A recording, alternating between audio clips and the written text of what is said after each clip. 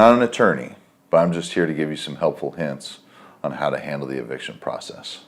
Often hear people say, it took me 6 months to get somebody out, or 8 months to get somebody out of the rental, and it was a nightmare. That's honestly not accurate. If you follow all of the steps in an eviction process, it shouldn't take you more than a month, month and a half to get somebody out. Where people lose time is they negotiate with the tenants far too long. So they'll negotiate with them for 5 months before they start the eviction process. And the eviction process, again, shouldn't be more than a month and a half. Could even be 3 weeks. It just depends on how quickly you want to act. So the easiest one is a 3-day notice to pay rent or quit. What this is used for is tenants that have decided that they're not going to pay the landlord any more rent. A 3-day notice is created and served on the tenant.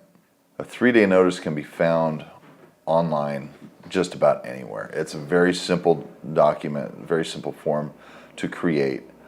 And if you, as the landlord, are diligent enough to, once the grace period is up, to give them a 3-day notice, no matter what. It doesn't mean that in 3 days you have to act. It means in 3 days they have to act. But it doesn't mean that you have to act within 3 days. So let's say that rent's due on the 1st and late after the 5th. On the 6th, give your tenant a 3-day notice. At the beginning, they'll be a little annoyed by it. But as you progress on, if they are chronically late, they'll get used to it. And at the point that you just had enough, or they've strung you along long enough, act on the 3-day notice. You don't have to reserve it. It's already been done. So once the 3 days has expired, then you will want to file what's called an unlawful detainer action.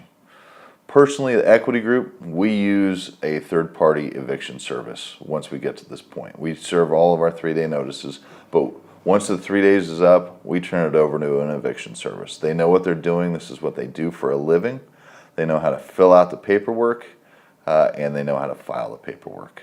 If you make one wrong move in the paperwork, it can derail the entire process. So once the unlawful detainer has been filed with the court, it'll need to be served upon the tenants.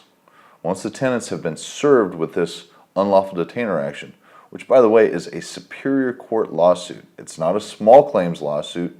It is a full-blown superior court lawsuit. It's a big deal.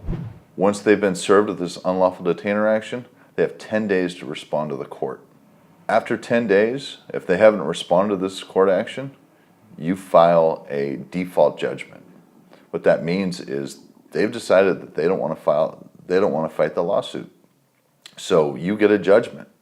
At that point, you get to go to the Sheriff's Civil Division, present them with the judgment, and they'll give you a date for a lockout. Usually it's a week and a half, could even be a week and a half to 2 weeks before the sheriff will go out and actually lock out your tenant. They'll notify you, they'll notify the tenant, so there's no mystery there. And you'll need to be there at the time of the lockout to change the locks, but that's it. So you've got a 3-day notice, you've got an unlawful detainer period, and you've got a sheriff lockout period. It could be a month, it could be even less than that. It just depends on how quickly things progress. Now there are other factors involved in that.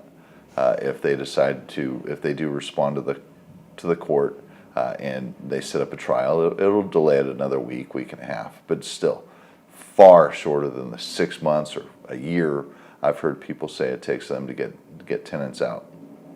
Make sure that you hire an eviction service. They know what they're doing, and make sure you don't negotiate with your tenants far too long. After the 6 days, give them a 3-day notice. Doesn't mean that you have to act, but it gives you the opportunity to act. An eviction stays on a record, on the tenant's record, for 10 years. This is a big deal when you file an eviction on a tenant. Make sure the tenant knows this is going to stay there for 10 years, and if they decide that they still don't want to pay you, it's time to file the eviction.